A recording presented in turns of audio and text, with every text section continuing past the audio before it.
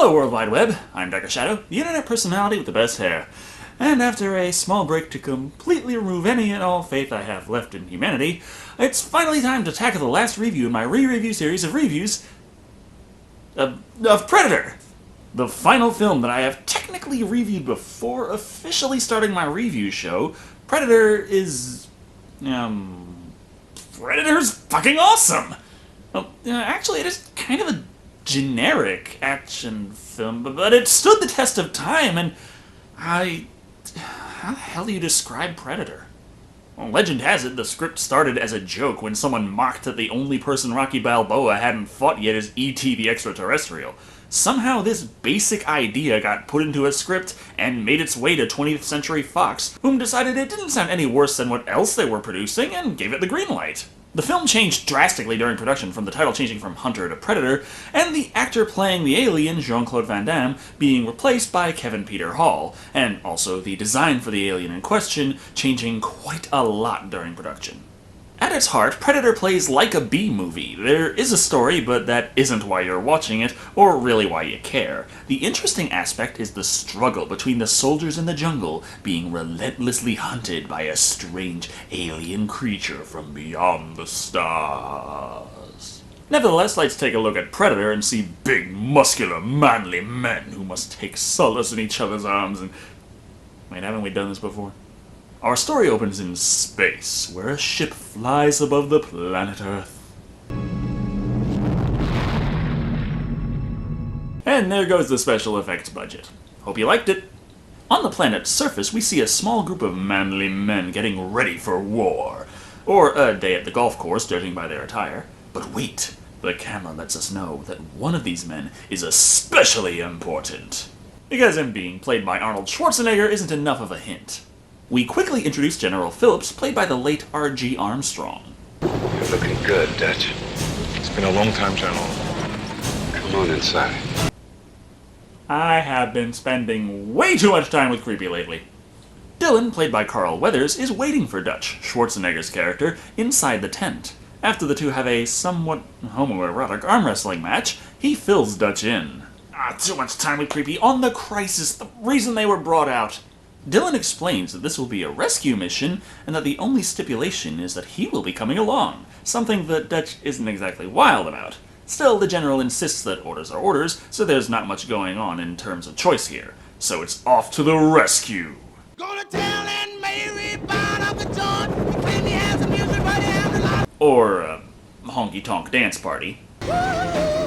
This scene is our quick-fire introduction for the rest of the cast of important characters. Mac, the stoic, played by Bill Duke, the super tracker Billy, played by Sonny Landham, techno-geek and bad joke enthusiast Hawkins, played by Shane Black, Richard Chavez as Pancho, the extra guy, and finally Jesse Ventura as Blaine, the super macho manly man of manliness. Bunch of slap-jawed faggots around here. This stuff will make you a goddamn sexual tyrannosaurus. Just like me. Wait a minute. Where's the goat? Goddamn sexual tyrannosaurus. Goddamn sexual tyrannosaurus. Never mind, moving on! They reach their drop point before long, and we get to watch the top military training in action as they walk through the jungle, showing the audience that they have fucking horrible trigger discipline and know nothing when it comes to gun safety. I don't care that they're in potentially dangerous territory, you do not walk around pointing your guns at your friends with your finger on the trigger. Luckily, they manage to find the crashed helicopter before accidentally offing one another. Pancho and Dylan check out the wreckage and determine that the assailants were extremely well armed. Geetsicker, Dylan.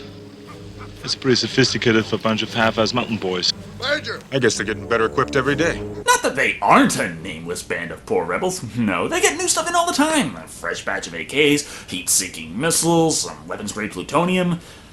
Still haven't managed to get in those iPads, though. Billy finds the trail the attackers left, but more interestingly, also detects that a small group of US soldiers happen to follow their trail as well. Probably just another rebel patrol. They operate here all the time. God, I love how their intelligence officer doesn't know a fucking thing. And that isn't suspicious at all. Doesn't matter too much, they continue to track. Fun fact for those interested, Sonny Landham here has had quite the varied history. In fact, he's even been in porn. Oh, you wouldn't really know it from this movie.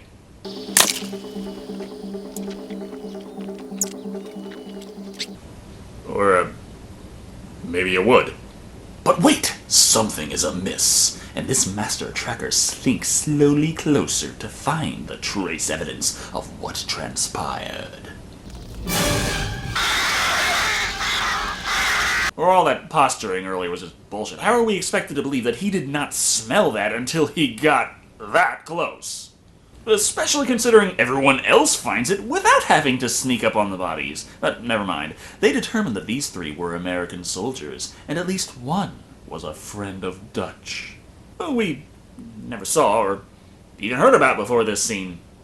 They also point out that while this isn't the whole group, there are no tracks leaving this area, adding to the mystery. No time to dawdle, though, so they move out. 5-meter spread. No sound.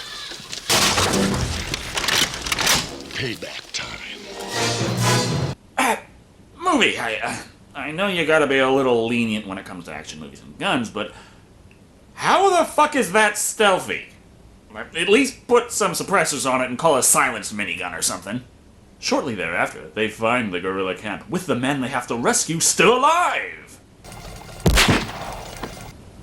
Well, so much for that. Guess it's time to just pack up and go home.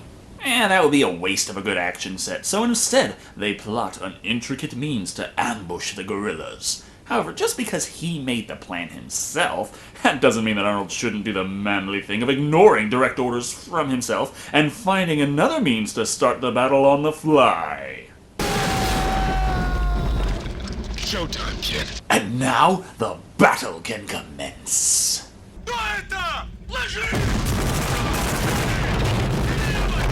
Okay, so his grenades explode even bigger than the truck.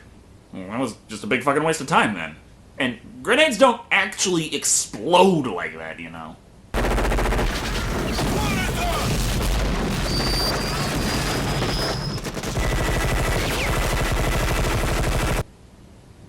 You know what? Fuck it. 80s action movie. In short, stuff keeps exploding, and everyone but our heroes dies horribly. Oh, and Arnold gives off a few one-liners. Knock, knock. Who's there? That was a terrible joke, Arnold. Though you were killing your audience. But look out, because the plot will fuck with all forms of logic just to elbow you in the face. This is Anna, incidentally, played by Elpida Carrillo, one of the guerrillas that Dutch was sent to kill. But she was found out because she wrecked the slide on the semi-automatic pistol while sneaking up close to Dutch with the long-range weapon. You know what, fuck it, she deserved the elbow in the face. In any case, Dylan reveals that the entire operation was not in fact a rescue mission, but a means to gather intel and prevent its spread in enemy hands. You said us out! It's all bullshit. All of it. This is new to you? Welcome to the military. You're an asset. An expendable asset. You're an ass. An expendable ass. Yeah, would have worked better with expandable. No more sex jokes. My men are not expendable. Great, now it even sounds like he says expandable. They establish that this area has become far too hot for an extraction to be possible. I guess a stealthy approach might have been better, but fuck that, blow the whole place up. What's the worst that could happen? Dylan insists they bring Anna along, who they still haven't shot for some reason, because he's convinced that she has valuable intel and they can use her to crush the remaining insurgents. Still really confused as to why they didn't kill her. I mean, yeah, she's a female character, but they blew up the entire rest of that camp. You really think there weren't another few women in there? Point is, they have to walk to the extraction point, which is quite a distance from their current location. Since the only truck available to them was the one Arnold blew up first thing, we get treated to a whole lot of jungle trekking. This is interrupted when Billy catches wind of a peculiar presence that he cannot explain. So Arnold walks right up to him, pointing the gun at him the whole time, finger on the trigger. Even people who don't know basic gun safety can easily tell you why this is a bad idea. While people are dealing with the situation as stupidly as possible, Anna manages to slip away. Hawkins pursues, but as it turns out, something pursues Hawkins.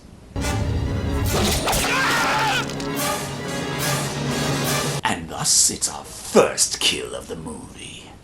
Look, well, except for that whole camp that Dutch and friends blew up. And the 3 skinned corpses. And the helicopter pilot. Well, fuck it, it's the first kill I give a shit about. When the rest of them catch up, they don't have the easiest time figuring out what exactly transpired here. Did you find Hawkins? I can't tell. It can't be too bad. Arnold makes that same face in happy family comedies all the time. She says the jungle. It just came alive and took him. Bullshit! It's not what she said. What she said doesn't make any sense. And of course the jungle coming alive and taking him makes perfect sense.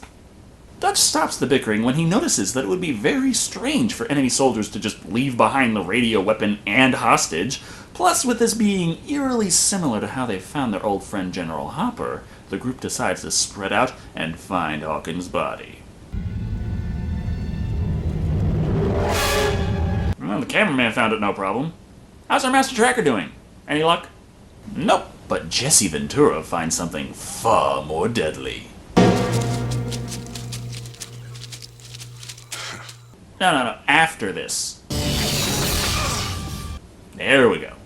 This introduces us to the Predator. Or not, as the creature is still invisible. Regardless, everyone joins in along with Mac, shooting wildly into the jungle. You might think this would be a stupid idea with no visible target, but I'd like to point out that given how much they shoot, that is a fuck ton of ammo to carry around, and it won't weigh them down anymore.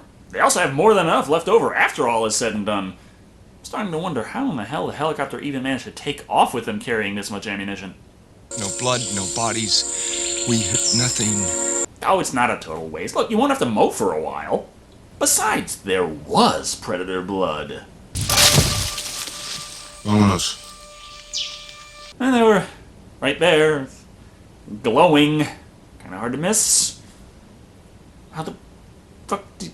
As the sun will soon go down, they begin preparations to fortify a perimeter and make camp, while staring down the barrel of a trap. I know they've been anything but safe this whole movie, but shit fucking what? Come on! What is the significance of the blood Anna wiped on her pants, you ask? Merely a means to segue to the Predator administering some Star Trek first aid to the wound upon his own leg. Well, an interesting reveal for the title character, although it does mean that Anna's whole motivation was just that she likes playing with blood. Might be a little more dangerous to keep her around than previously suspected. At this point, with their extraction still quite a while away and mysterious deaths making the mood more than a little uncomfortable, the sanity of the group as a whole begins to wane. She says the same fucking thing. The jungle, it came alive and took him. Yeah, I thought Dylan said that's not what she said. Which was it? There's something out there waiting for us, and it ain't no man. Now, Sonny, you just used a double negative. We're all gonna die. There you go. That's grammatically correct. And horrifying. That night, something moves in the darkness. Fear not, though. Mac is there to stab the ever-loving fuck out of, Borky. You killed a pig. Do you think you could have found something bigger? Don't be too hard on him. He finally got something to eat aside from plant fellatio. Especially considering, even if they had planned to cannibalize Jesse Ventura, it looks like the Predator slipped in during the commotion to reclaim his trophy. By morning, they realize that the tripwires around Blaine's corpse have not been sprung, and the killer must have been using the trees. Thus, with nowhere to turn. Yesterday. What did you see? You're wasting your time. Yeah, Arnold, we've established several times by now that she doesn't speak English. At least get Poncho if you want to interrogate her. I don't know what it was. Or we can forget these established character traits and just let the plot have its way with logic and reason. Arnold explains the situation to Anna, not like she hasn't figured it out already, and cuts her free. Despite their extraction being a mere 10 miles away at this point, our big burly hero declares they take a stand now, or there won't be anyone left to get to the chopper! And so we have our montage of sweaty manly men doing sweaty manly labor.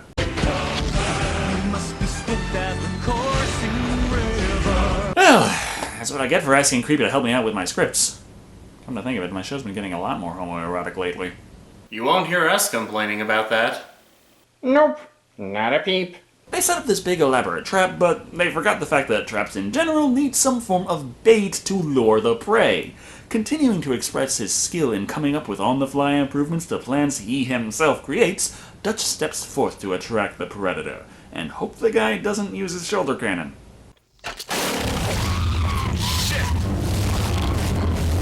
So we got this whole squad of soldiers who can take out an entire camp of armed guerrillas with heat-seeking missiles with no casualties at all, but they get slack-jawed at the sight of one captured invisible predator and forget how to use their guns. Therefore, the predator escapes, no huge shock there, and the resulting chaos scatters and/or injures the squad of commandos. From here, what follows, while tense and engaging, is essentially just the predator picking off each cast member one after the other.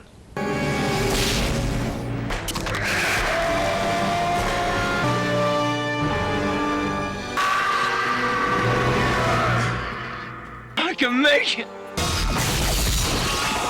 While all the others were clearly taken out by the predator, Billy died off screen, so we don't really know.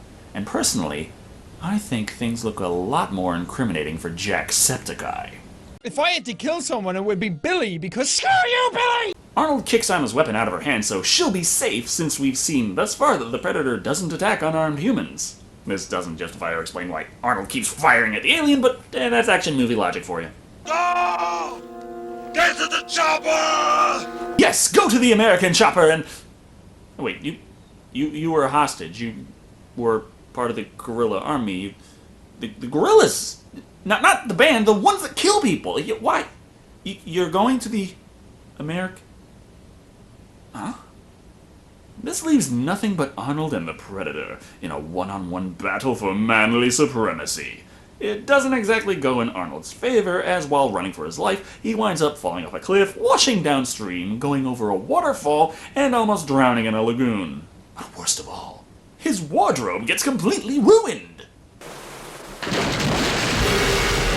Oh yeah, and the killer extraterrestrial is still on his ass. With nowhere to go, Arnold watches and waits for the Predator to make the killing stroke.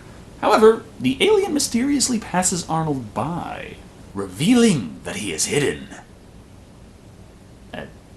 The mud blocks the alien mass vision thingy.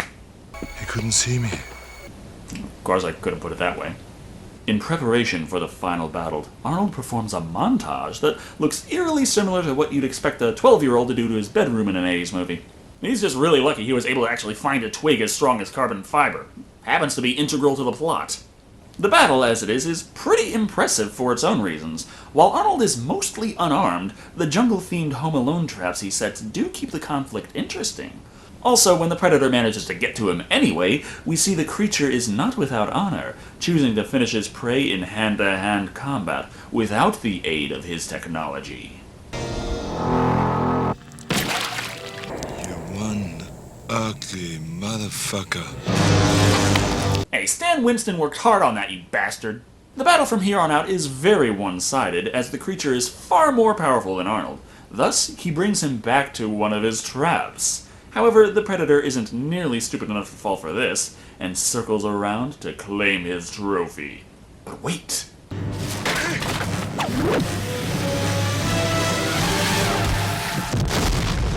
I should have known that Dutch would save the day with a last-minute modification to a plan that he himself came up with in the first place. Having dishonored himself by falling victim to his prey, the Predator activates what amounts to a nuke stored in his armband. Self-destructive capabilities. Oh, what do you know? There's an app for that! Arnold manages to flee the blast, somehow, and is collected by the chopper. Oh, and Anna's there too. Yay? Well, that was Predator, and honestly, it's got a lot of problems. And I love each and every one of them! One notable thing about Predator's history is that critics didn't think highly of it when it was first released, and as a critic myself, I have to admit it is pretty easy to see why. This is not a perfect movie by any stretch of the imagination, and there are times when logic and reason take a distant back seat to the film's need to progress the plot. However, this is also a 2-hour movie, and it uses that time very well. The characters, while arguably simple, are given enough time on screen for us to get to know them and possibly identify with one or two. The horror aspect also is not done with the kills, as strange as that might sound. The kills are over relatively quickly. It's a combination of the suspense leading up to them and the tension in the air after them that lends to this movie's feelings of dread. The creature design, while humanoid, was also very original, both in the infamous mandibles and the way it moved around the jungle. While being played by a human in a suit, they did take great pains to make sure that it didn't seem to be human in every instance. Overall, Predator is a highly flawed but amazingly fun movie to watch. I don't even feel like complaining about the flaws because they were just entertaining to me, partly because I am a fan of the mythos, but also because I am a fan of the genre as a whole. Still, Predator managed to come in at 4 goddamn sexual Tyrannosaurus out of 5. If you've never seen Predator before, where the hell have you been? What are you, Amish? What the fuck are you doing on the internet? Thank you all for watching. I've been Shado, and remember, if you need people to vote for you, try doing battle with an alien creature. Work for these guys.